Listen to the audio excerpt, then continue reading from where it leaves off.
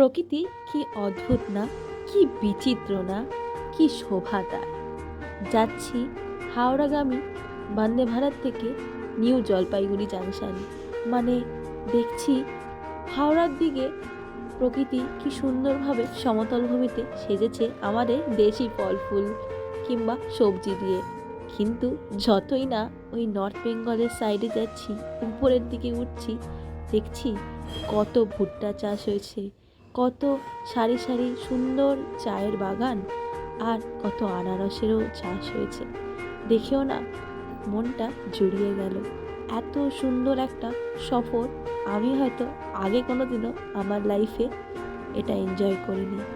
ভাবছি আর দেখছি, আর আপনাদেরকেও তাই দেখাচ্ছি কি সুন্দর আমার এই সফর ছিল নিউ জলপাইগুড়ি জাংশনে পৌঁছানো অবধি।